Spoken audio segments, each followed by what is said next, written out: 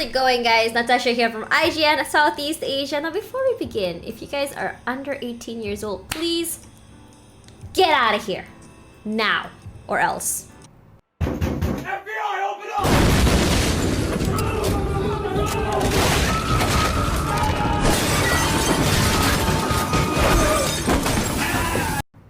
Or stay. I don't know. I'm not your mom. I can't tell you what to do. Anyways, today we're going to be talking about Fires at Midnight. This is a game that I've been super excited about since last November when I first tried it at Level Up KL. This game is not only an indie, but it's an indie game done here in Southeast Asia, specifically Malaysia, where I'm from. So, you know what? Let's get into it.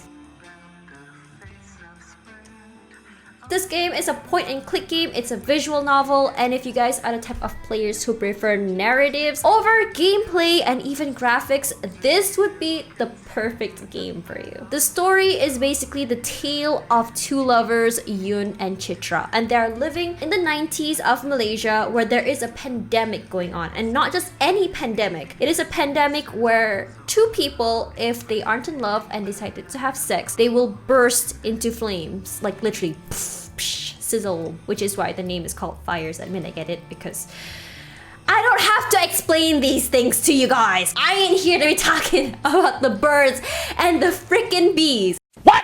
Both are struggling financially, with Chitra playing the starving artist who is trying to sell off her sad, dreary art. And her art basically projects the trauma of her past. And Yun, who is a photographer, who basically likes taking pictures of half-naked girls in his apartment that's shared with Chitra. Their relationship is rocky, and that's the reason why the two haven't been having sex, because Yun is unsure of his feelings toward her. Yes, he loves her, but they're always arguing, always disagreeing. So, you know, I won't blame him for trying to play it safe. Meanwhile, Chitra is more of like, let's just do it. Let's just have sex, and if we burn, then we burn, but at least we know the truth. What's really interesting about the game is how the game is done in many layers. Like as Shrek says, it's like an onion.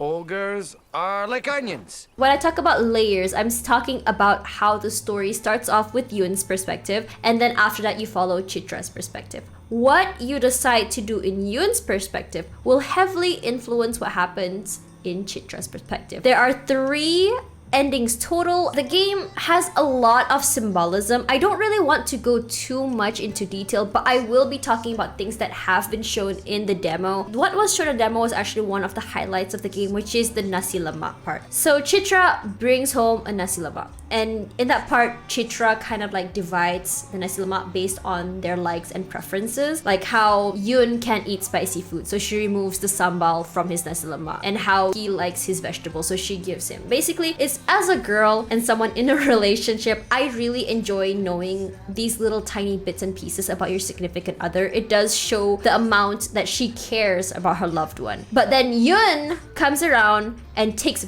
both the nasi lemak, gives it to the girl that he is taking photos of in the apartment, and one for himself, and just leaving nothing for Chitra. And Chitra, she just kind of like sits there like stunned, like what the frick? Why did he take that from me? I'm hungry. There's a lot of symbolism in the game. Another really interesting thing about the game is that how you get 2 different perspectives. Man, if there was $1 for every time I say the word perspective, I would be rich right now. Perspective is very important in this game because of symbolism. AKA, when you move your mouse around, you do get like this viewfinder. Sometimes things are not as what they seem.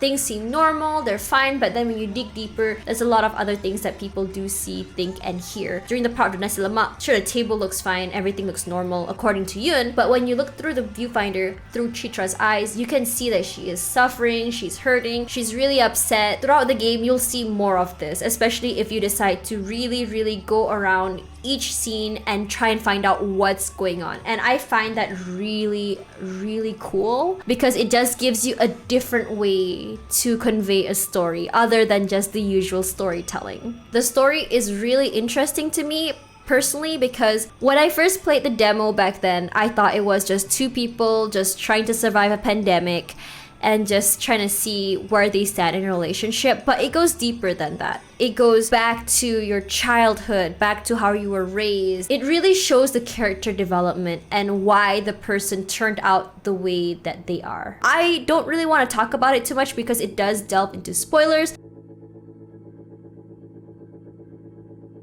So there's not really too much talk about the gameplay here. It is a point and click game, a visual novel after all. Move your mouse around the screen, you do find things to interact with. They're usually marked in yellow, but the things that you interact with usually triggers memories, and this is how you kind of understand the dynamics of the relationship between Yoon and Chitra. Also, when I talk about interacting with things, it's not just about going into another panel. Sometimes you find music and music triggers a memory. Sometimes you have to play a mini game and the mini game kind of like triggers another cutscene. It's very interesting, but there are some obscene images such as like floating boobs and penises.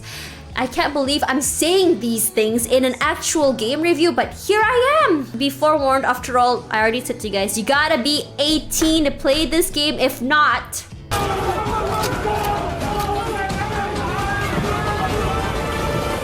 players are also able to pick and choose dialogue options as well as actions, and of course, as before, whatever you choose does affect the ending. The game is beautifully hand-drawn. It reminds me of an anime, but not really. I really love how Chitra is drawn. I'm actually like so in love with her. I would really like a picture of her on my wall, but you're not so much, no. The game may look bright and colorful and fun, but the game is actually opposite of that. There are some parts that are kind of disturbing, and by disturbing, I actually mean like I got really spooked out.